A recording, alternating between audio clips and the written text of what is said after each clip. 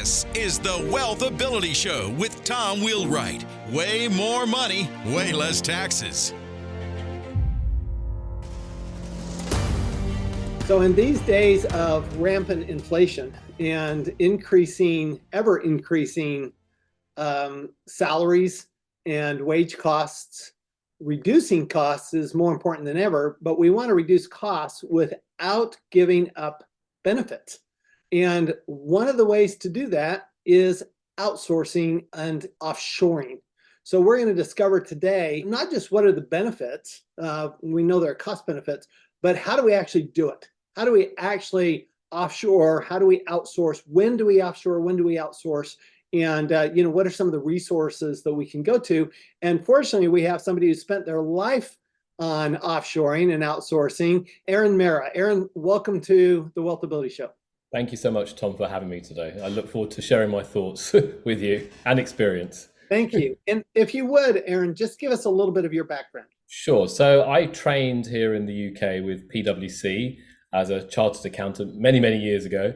I then went into investment banking for a number of years. And then I decided, you know what, I don't really want to do that. I want to set up my own CPA accounting firm, as they call it here in the UK. And I specialized at that time in healthcare, so predominantly dentists and doctors. And I grew that over the years. And I went into that sector because my wife was a dentist. So I thought that's an opportunity. Let me give it a go. And it grew really well. And over the years, we started to outsource and offshore some of our work to India, to some firms that we found in India. And we had mixed results, okay? Some people were good, some people weren't so good. And then over the years, I realized, you know what, to get the best quality, because I know what I want, I thought, you know what, I'm going to set up my own offshore team, which is a subsidiary of my existing company here in the UK. And I set up my team out there. And that's been working really, really well for a while now. And now we're at the stage where my offshore team in India not only supports my accounting firm, but it supports other accountancy firms as well with their needs. Primarily because of two reasons, okay? Trying to find resource or trying to find accountants in the Western world, in the UK certainly, and I understand also in the US, is it getting increasingly difficult? And secondly, of course, there's definitely a cost saving to be had as well. So the key is to find the right people to do it at the right price. And then that enables myself and my team, but also my other accountancy clients to free them up from the compliance work where they can then do other added value services they want to offer. All right. So let's dig into this. First, let's talk about the benefits, but then I want to talk about everything that scares every entrepreneur with offshoring. So would you explain to us what have been, from a ratio standpoint, what kind of cost reduction have you seen? Yeah, so from a cost reduction point of view, you'd probably be saving maybe over 50%, okay, in terms of cost, maybe even higher, depending on the role. But I'd say as a ballpark figure, 50 to 60% is a saving that you would have, okay? Now, obviously lots of people say they can do offshoring and outsource and they'll save you money, but ultimately you want quality, okay? So it's important you're attracting the right talent or you've got the right team to support you when you're doing this type of work. But 50 to 60%, I'd say, is a range. Okay, so let's talk about some of the missteps that you made when you were first offshoring, and then I want to get into how do you actually do it, because you actually set up your own team. There are people that offer offshoring, but I'm always a little dubious about that. And I find it particularly interesting because one of the big issues is security, obviously, and you're in the same industry I'm in, and security is critical because you're dealing with people's financial information, and how do you deal with that? What's interesting to me is that since COVID, the idea of not working in the office is prevalent in every industry. So it actually probably made it socially easier to deal with this whole idea of having people outside your office doing the work, and you're probably more set up to do it in the first place. But if you can talk about those early days and what were some of the problems that you encountered and how did you remedy them? Sure. So if I go back to the original time when we were using some third-party firms that weren't parts of us, but we were working with them, I think people would say they can do the work, but when it came to the reality, the quality of the work was questionable. Okay, and I think they were learning on the job, to be honest with us. Okay, and that was a kind of hold on a minute. Why are you learning? You said you can do this, but the reality was that they couldn't do it. Now that was a number of years ago. Now, what we've seen over the years, there are obviously more people providing offshoring services and technology, things like QuickBooks Online, Xero, all these types of things. Firms all over the world, including in India, Philippines and places, people have that access to all the software. So they've been trained. And you now see academies and training academies in those countries actually training people in these softwares and training people on kind of, if in the US, if someone's doing US accounting, there are academies in India training people how to become a CPA, for instance. Okay, so and similarly here in the UK. So the real challenges were the quality, and then I suppose the second challenge that we faced back when I started this, almost about 20 years ago, it was communication skills. Okay, and understanding the culture. Those were challenges. But what we found again over the last 20 years, we've had a new workforce grow up. English skills are better, written English skills, confidence is better. So all of these things have become significantly better. And I think the industry as a whole, the offshoring, outsourcing in the accountancy sector has obviously grown. So when we started all those years ago, it was a very tiny little nascent industry, but now it's grown globally from here, the UK, the US, Canada, you name it, it's grown. So those challenges that were then, they are still some challenges currently. Okay, I think getting the right communication skills and the confidence is right, but that's where we've learned. We've seen the mistakes that we made with those other outsourcers, and that's why we decided to, right, we're going to do it ourselves. Okay, we know the problems because we know what our end clients here in the UK want. Okay, and we want delivery on time, we want accurate information, we want security, we want all these things, and we made sure that we put all those processes in place to ensure that we can do that in our own organization and our own offshore team. So I presume, Arun, that there are certain jobs or tasks that make sense to offshore and certain jobs or tasks that don't make sense to offshore. So when you think of that, what types of jobs work offshoring and what types of jobs do you think don't work offshoring? Yeah, good question. So I think a lot of the financial jobs can be done. So things like bookkeeping, preparing management accounts, all of that is very offshoreable. Okay, preparing year-end accounts is possible easily because all the software sits on the cloud. It all sits on the wider cloud. Tax returns, they can all be prepared, but all of this can be done overseas. But then obviously for a client sitting in the US, they would then maybe review that work to make sure it's done to a proper standard, and then perhaps the accountant in the US would then submit that to the relevant authorities. Okay, so, and similarly payroll, that's another thing that can be done. So there's so many aspects that can be done. I suppose the areas that, because it's a process, and that's the whole point, Tom, if as long as you have a process and the process is being followed, it's all very doable. And so prior to coming into accounting, I trained as an engineer. Actually, my degree is in engineering, my first degree. So in engineering, it's all about having a system, having a process, and defining it and following it. And that's ultimately what this is. They're following a process. Now, if you're looking for accountants to be a bit more creative which is unlikely, but things to be more, yeah, well, I think that is priceless right there. Yeah. but I think some of the more accounts to be creative. Okay. Yeah, but the more advanced tax side of things, okay, which may be quite highly specialized, and you need the real knowledge about it. An accountant in India is unlikely to have that knowledge. They may have done a lot of work, may have a lot of experience, but they're less likely to do it. It's the more the routine, the more compliance related things that can certainly all be offshored. Okay, and I think and there's one point, Tom, is that's the beauty. It will free up the time of the accountants in the UK or the US for them to pass that compliance back work over, get it back, review it, and ultimately build those relationships with the clients. Ultimately understand what the client wants and provide that added value that so many kind of businesses require today. Yeah. So it seemed like anything on the relationship side, we probably want to keep in our office. Correct. And Correct. anything on the process side, we can offshore. Is that fair? Correct. Absolutely. However, just to let you know, some of our clients obviously liaise directly with our team overseas in India, okay, to get information, that type of thing.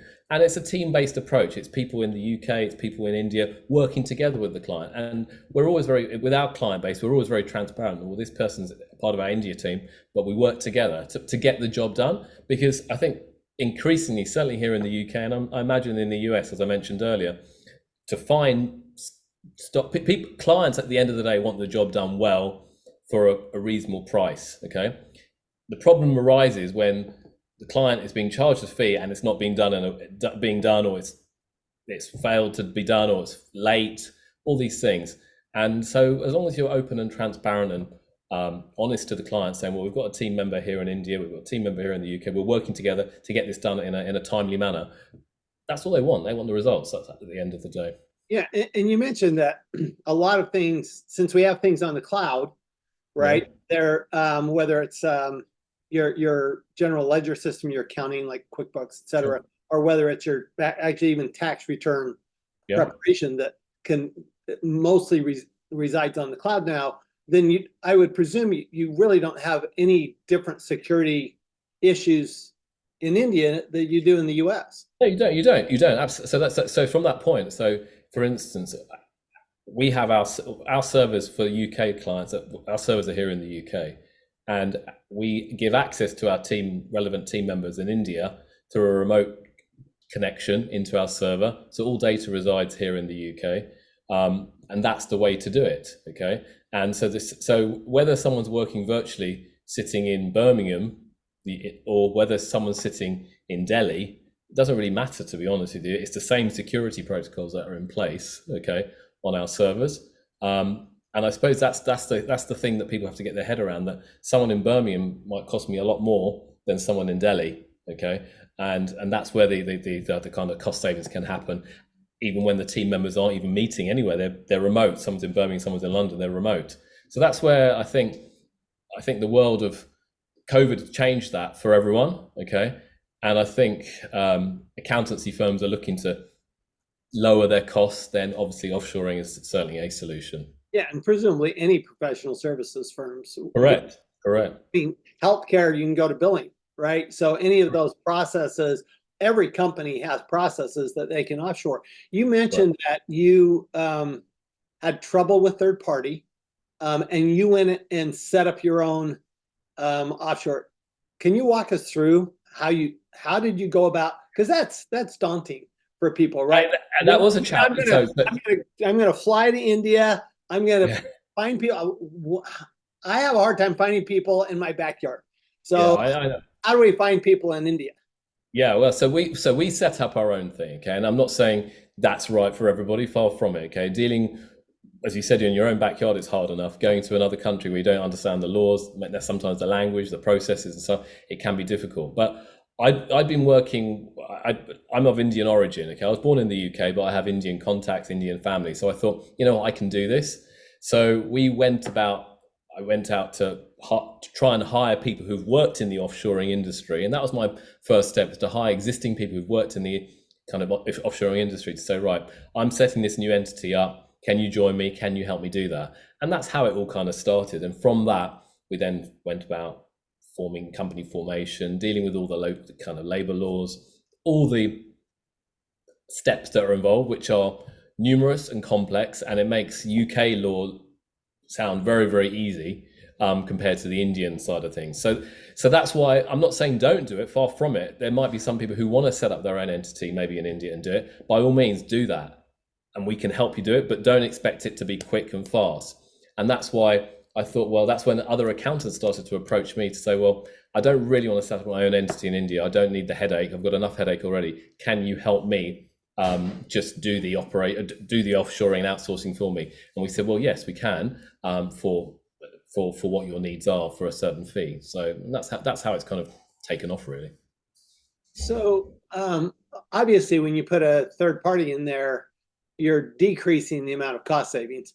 Of course you are. I would presume, right? Yeah, but you still think it's you're Oh probably. yeah, absolutely. Oh, absolutely. So that number I quoted at being like 50%, okay, that's with 50% saving. That's with using us as that third party. So it's still a significant saving. Okay. Now, if you went direct, and did it all yourself, there will be other costs and other headaches and other time-consuming things you have to consider. So it's that weighing up what's going to be right for you, but easily a 50% saving, even if you went via a third party like ourselves. So when would you decide, instead of offshoring, to onshore and just outsource? If we make these definitions clearer so people can understand. So offshoring is when we use the term offshoring, what we're saying is we're going to give you a dedicated person sitting in India, working directly for your firm. So they'll be liaising with you directly. Outsourcing usually is when it's kind of an odd job here and there. Can you get this accounts done or get this tax return done? That's on a kind of project by project or task by task basis. And then onshoring, when you mean onshoring, you're going to bring someone from India into the US, is that, or you're just going to operate remotely with people local, in your. Yeah, and that's very doable. But I suppose it goes back to the fundamental question: can you find resource? Okay, and the reason I started off my whole operation in India, I was struggling to hire people here in the UK. I seem to have a revolving door of people coming and going because either they wanted more money or they promised the earth and they really couldn't deliver it. Okay, and that was the problem. So it's like, what, you've got to learn from your mistakes, and I learned very quickly. You can't have 7 or 8 people coming in quick succession, moving around, and realizing, what, I'm still repeating the same mistake. And that's when I took the decision to, do it myself. And so if a firm owner is struggling to hire, struggling to find good resource and quality resource for the right price, that's when you need to start thinking about offshoring. Got it. So what do you do from a training standpoint? Because, everybody you talk about the process, but you have to train people on your process because your process is different from what processes they've seen before. So how do you, you have, not to get too deep into the accounting, since we have mostly non-accountants listening here. But we have things like work papers you have to maintain, what the kind of the workflow, how this works, how you, whether you're taking in time, whatever, basically make sure that it's accurate. So, I agree. And it's different for you than it is for somebody else. So correct. Training people who are in your same time zone is pretty simple, but training somebody who's on a time zone 12 hours different than you, it can be challenging. Yeah, no, I agree. Now, bear in mind, some of our clients' teams in India work their clients' hours. Okay, so they work that time zone. Okay, that's the first thing. Sometimes clients will go overseas, go to India, and for 2 weeks period, and train them in the process as they want to do it.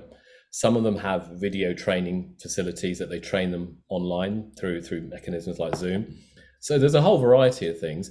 But as you said, every client will have a different process. Okay, but our job as a offshoring firm is to identify the right caliber of people to join in the first place, to make sure they've got the base standard of good communication, good accounting knowledge, understand, and they are trainable.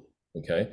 Now, if you can get all of those things, which we can find, okay, then it's down to the client sitting in the US or the UK to actually work with the relevant team members and train them slowly but surely in their processes and systems. And it's very doable. And I think what we've learned over the time is that a lot of the training can be done over Zoom, Teams, that type of thing.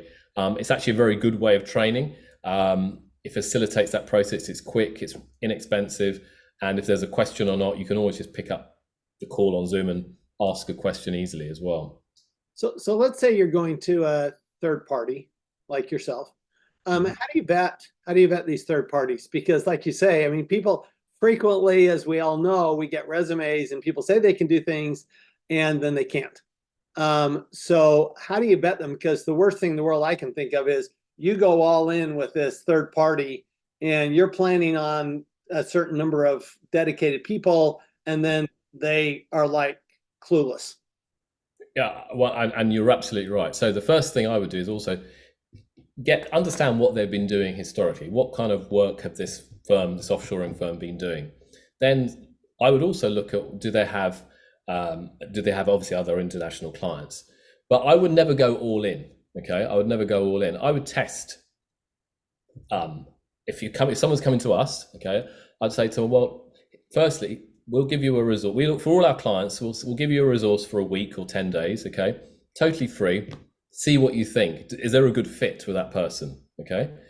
And if there's a good fit and you think they're trainable, then okay, maybe you can take that resource on. But you're not going to take on 20 employees in one go. Okay. You might build that over a few months. Okay. And see how you get on. Okay. I think there's no point in rushing. And if there's any kind of firm that's trying to push you, take another resource because they're going to get more money, that's an indicator to run a mile, to be quite honest with you. Okay. I know certainly in my firm, we're looking to build long-term relationships with firms. And the only way to do that is by helping them dip their toe into the water, because we appreciate offshoring it's a big step for many firms. It's a big step. And you're dealing with people on the other side of the world. You've got to understand the culture, the way they work, their language, all of these things. And also one of the other ways to do that is we encourage potential clients to visit us in India. Okay, come and meet some of the team, come and see the offices. So it gives that confidence. And because ultimately, as you said right at the outset, Tom, it's trust. You have to trust these people. If you don't trust them, you're not going to do business with them. Okay. So my job and my firm and my team's job is to make sure that you feel we trust you, or you trust us, we trust you. So it's both ways, okay, that we can support you. And I'd like to think we do that pretty well, but we've got an event, I think later in the year in September, where we're inviting prospects to come out to us, to India, and meet the team. That way, slowly but surely, you feel, you know what, I can work with these guys. So you mentioned the idea of having dedicated employees. So typically when you're offshoring, are you typically basically effectively hiring? It's almost like agency hiring. You're hiring a person that's dedicated to your company.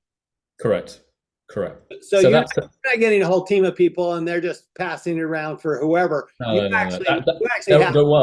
You have individuals that you're going to specifically work with that individual, just like you would an employee in Oklahoma City. Absolutely. And there are firms that they'll rotate people around and it all gets quite messy. And we're certainly not that. I realized that, and that was what we experienced. And that's why I decided, this isn't working for us. Every 6 weeks, there was a new team member and you'd have to retrain them again. It was just a pointless exercise. So my approach, or our firm's approach, is that you specify what you're wanting. We will then get that type of person into the team, okay, and our team over there, and then you will meet with them, interview them, see if you like them, is there a good fit, etc., and then they'll be a dedicated employee for you going forward. Obviously, if at some point they may move on in the future, like in any job, okay, but that's kind of how we do it. But in many ways. So do you charge, so do outsourcing or offshoring firms like yourself, do they typically charge like a startup cost, things like that? How does the charge? We don't. How do the charges typically work? So the way we charge is that once you've engaged with us and say you want, say, an employee, a person in the team that you've specified and we found, you then start paying us on a month-to-month basis. And we take care of all their legal requirements in India, the labor law requirements in India, all that type of stuff, and we pay the staff accordingly. You have a 3-month notice period with us. Let's say you don't need a dedicated resource at some point in the future. You just give us 3 months notice, and we will then kind of stop the contract effectively. So I'm curious. I don't know what employment law is in the UK. But in the US, if you're directing somebody's work, there's a potential that they are your employee. How do you counter that? Do you have that issue? These are consultants ultimately. These are consultants, and so these are people who are working. It's like if you look at things like companies like Accenture, that type of thing. They would typically have their resource sitting in India or somewhere, and they're working on behalf of a large company in America as consultants. Okay, so it's that type of arrangement in that sense. one last thing here. Let's look Sure. at kind of laws and regulations. Are there laws and regulations that you have to be aware of when you're offshoring? For example, I would presume you would have to disclose to the clients that you're offshoring. Yeah, typically you'll have in your clients' engagement letters that we may offshore. Okay, that's what we encourage our clients to do. I think it's important to be transparent. Okay, the last thing you want is them to find out later on down the line, and then there's another issue or problem further down the line. But I'm not sure if there's an obligation to say, but I think good practice is to be transparent and open with people. But in terms of laws and regulation, obviously here in the UK, we abide by all the GDPR rules, okay, with the data protection. Similarly, clients in the US will deal with the data protection laws there, and in India will deal with their Indian Data Act as well there, as an example. And similarly in India, we'll deal with all the labour employment related laws that are there as well. So so we try to make sure that our clients are abiding by the necessary rules in their home country, and of course our entity in India is abiding by all the necessary laws there as well. So a good third party offshoring company would actually consult with you on all of that. Well, yeah, absolutely. We want to support you. We want you to have peace of mind. That's the most important thing, okay? Because you're trusting us with our information, and we want to help you, support you get it done correctly, okay? And everyone will have different opinions and views sometimes on certain things, but as long as it's been discussed, and then I suppose agreement can be made at that point. Do you think there's anything unique in offshoring where AI or other technology might have? I mean, we've seen it with the cloud, right? Cloud computing has had a huge impact on the security of offshoring, because now all of a sudden we don't have all those same issues that we had when we were worried about somebody dialing into our server in our office. Are there other technologies, whether it's AI, which is kind of the big word right now, but AI or any other technologies that you see impacting positive or negative outsourcing or offshore? Well, I think AI will certainly take jobs, period, okay, across accounting firms, whether their staff are sitting in the UK, the US, or in India, okay? But what I also see is that we still need people, okay? People, and maybe an accountant sitting in India might deal with 10 clients now, but in the future they might deal with 100 clients if they've got AI working with them. So it's our job, especially as running an offshoring firm, is to try and train and develop my team to be aware of the latest in AI and using the technology that's available out there. I think what will be the outcome of AI, your guess is as good as mine, I think, but it's very evident to me that if you have a team member who is an accountant, but you've trained them in AI, that'll be worth a lot more and more use to my firm, our clients' firms, if they've got that. And so I think we can't shy away from it, we just have to embrace it. Yeah, speaking about technology, I presume when you're looking at an offshoring provider, that you need to let them know what technology these people are going to be using, and are they confident in using that technology? Oh yeah, 100%. So absolutely. So I think if I looked at, I think one thing we haven't mentioned actually, if you look at the demographic of the team or the people we have in India, they tend to be pretty young. Okay. And so what you and I might find a struggle on computers and stuff, they're kind of born with it. They're like my children. They're not there at that age, they're older than that, but they're very quick. They're very fluent and adept in using technology, computers, all the systems. And if there's a software they don't know, there's so many things you can learn from YouTube and other ways to pick it up and learn. So we're dealing with it. And so if you look at the general population of India, it's about 65-70% are under 35. Okay. So that's massive. Compare that to the West, where it's completely the other way around. Okay. So you've got a young population who speaks English, who are hardworking and driven, who want to do well for themselves and their family. It's a great recipe for an offshoring business to support Western businesses. Now, it's not going to take away all the jobs, far from it, okay? But if you're trying to grow a business in any industry, whether it's accounting or anything else, having that resource at a lower cost is only going to help you focus and grow your top line by being able to do other things. I love it. So let's finish with this. What are 2 or 3 things, first steps that somebody would take, a business would take if they're looking at offshoring? Okay. So I think the first thing is identify the processes in your firm that you think, you know what, do I need to, is the cost too high, and do I actually need it to be sitting here in my firm or my business sitting in the US or UK? So that's the first thing. Can I get this done effectively? Is it a process that I can outline and train someone else sitting in India to do this? Okay, that's the first thing. Then the second thing is then talk to a few offshoring organizations such as ourselves, okay, and we'd be happy to have that conversation and understand what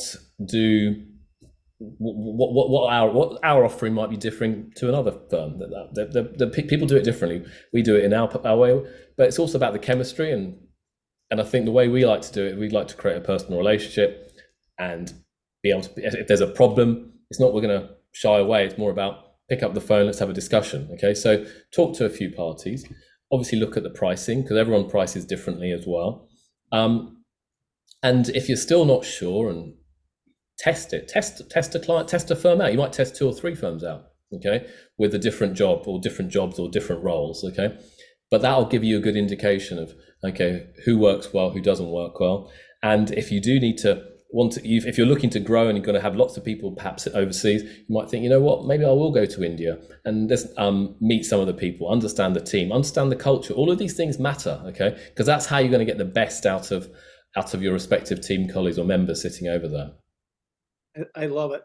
So Arun Mehra, our offshoring specialist, where do we find more about you and your company? Sure. So you can find a lot more about me on LinkedIn. My Arun Mehra is my title there, but obviously the best place is to go to our website, sameraglobal.com. That's SAMERAGLOBAL.com, and you can reach out to me, arrange a call with me, and we'd be delighted to have a chat and see if we can help. That's awesome. So thank you, and thanks everyone for listening. Reducing costs, big deal right now. When you have high inflation, and we all have experienced that in our costs, then changing the cost without changing the value is really significant. When you can reduce cost by as much as 50%, that is huge. And when you do that, you're going to always make way more money, and in the end, you'll pay way less tax. Thanks. Yeah. Thank you. Thanks very much for having me. You've been listening to the Wealth Ability Show with Tom Wheelwright. Way more money, way less taxes. To learn more, go to wealthability.com.